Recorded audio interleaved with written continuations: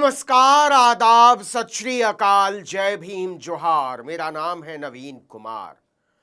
हो सकता है यह तस्वीर आपकी नजरों के सामने से गुजर चुकी हो। 50 साल का एक गरीब आदिवासी डबल इंजन सरकार की पताका लहराते हुए अपनी मरी हुई बहन के कंकाल को लादे हुए बैंक के काउंटर पर पहुंच गया कि अब तो दे दो हमारा रुपया या और कोई सबूत चाहिए। कभी ऐसी भी तस्वीरें खींचा कीजिए मोदी जी। दुनिया के महान फोटोग्राफर असल जिंदगी की तस्वीरें लिया करते हैं। रघु राय की तरह 26 अप्रैल को ही उनका निधन हुआ है। नौटंकीबाज लोग फोटो खींचने का बस अभिनय करते हैं। आपको क्या लगता है? नरेंद्र मोदी ने उड़ीसा से आई इस तस्वीर को देखा भी होगा।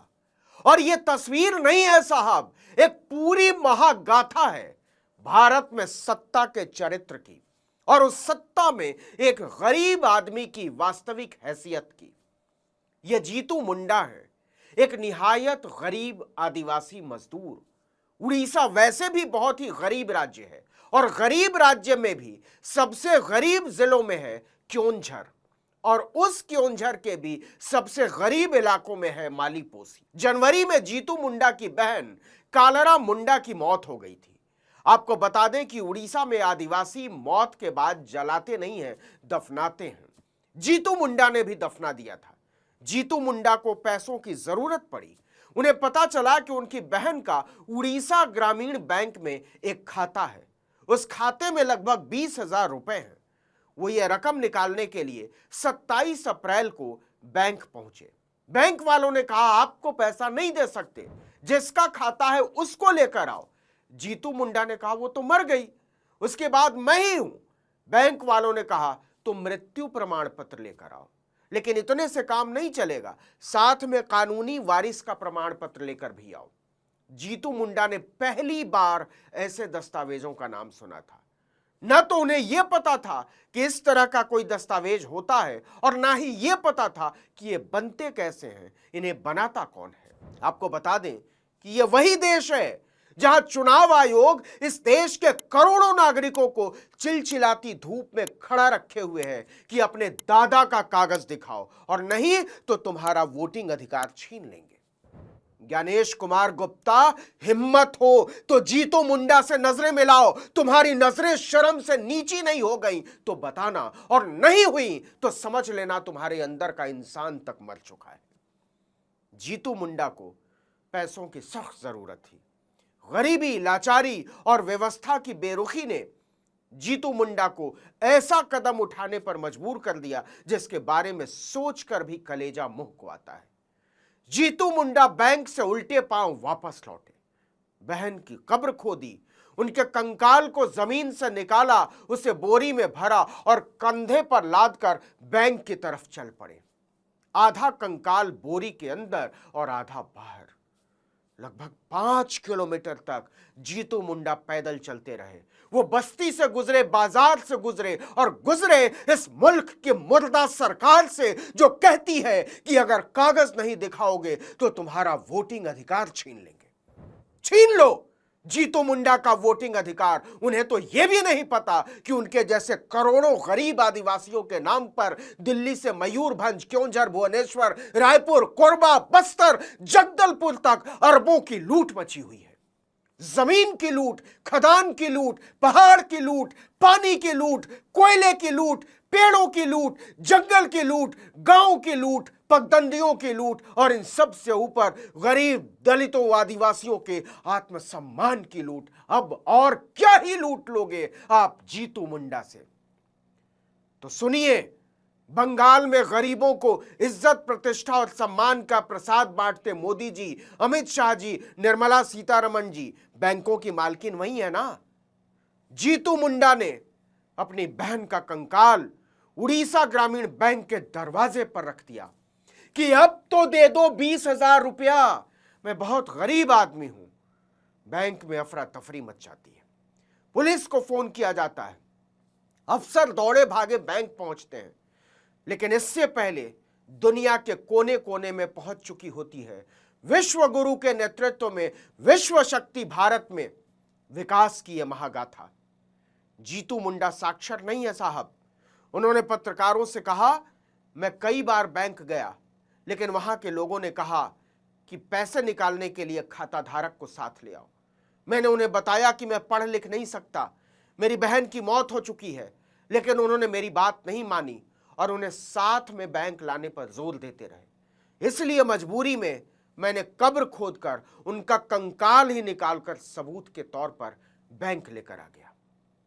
लेकिन जीतू मुंडा को रुपया इसके बाद भी नहीं मिला। इलाके के दारोगा किरण प्रसाद साहू ने कहा कि जीतू पढ़े लिखे नहीं है, उन्हें नहीं पता कि कानूनी वारिस या नॉमिनी कौन होता है। बैंक अधिकारी उन्हें मृत व्यक्ति के खाते से पैसे निकालने की प्रक्रिया को सही तरीके से समझाने में नाकाम रहे। आपको बता दें कि यह उसी देश की कहानी है जहां पिछले 10 साल में 1 लाख से ज्यादा स्कूलों पर ताला लगाया जा चुका है और आबादी 20 करोड़ बढ़ चुकी है। सरकार के बड़े बड़े नेता, मंत्री, सांसद, विधायक देश की टॉप यूनिवर्सिटीज को देशद्रोहियों का अड्डा बताते हैं पूरी बेशर्मी के साथ।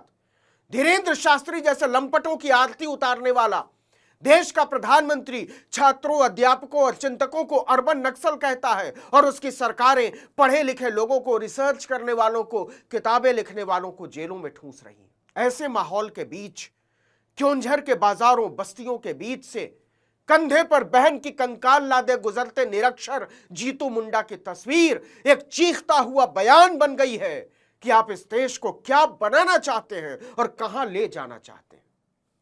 सवाल यह नहीं है कि बैंक अपनी जगह सही है या गलत, सवाल यह है कि आप इस देश के करोड़ों जीतू मुंडा को गलत साबित करके भारत में कौन सी व्यवस्था कायम करना चाहते हैं।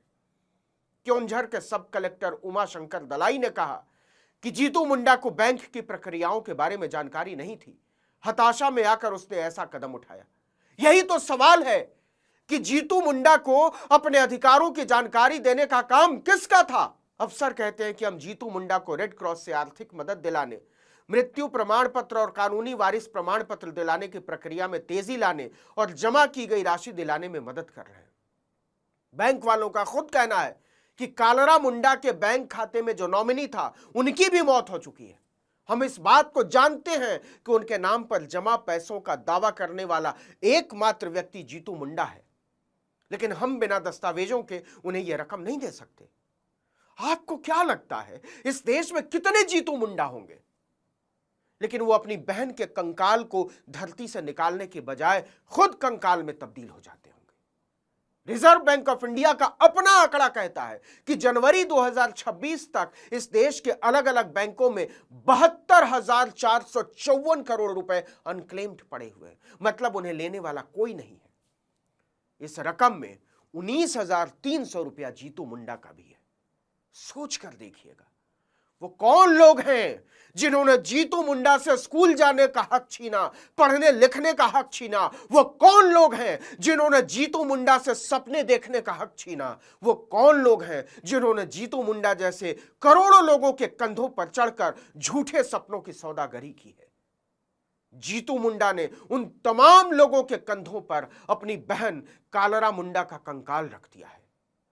नरेंद्र मोदी उन कंकालों की तस्वीर नहीं खींचेंगे आप। अरे हां, आप तो तस्वीर खींचते हुए तस्वीर खिंचवाने वाले एक्टर हैं ना। ऐसे एक्टरों की सल्तनत में जीतू मुंडा कंकाल लेकर चल पड़े या खुद कंकाल में तब्दील हो जाए, बादशाहत को कोई फर्क नहीं पड़ता। इस वीडियो में इतना ही, लेकिन अगर आपने आर्टिकल 19 इंडिया को अब तक सब्सक्राइब नहीं किया तो फौरन कर लीजिए। बेल आइकॉन दबाइए, घंटी जैसी आकृति, लाइक कीजिए और कमेंट करके बताइए हमारा वीडियो आपको कैसा लगा। हमारा ट्विटर हैंडल है आर्टिकल 19_इंडिया और मेरा ट्विटर हैंडल है नवीन जर्नलिस्ट। नमस्कार।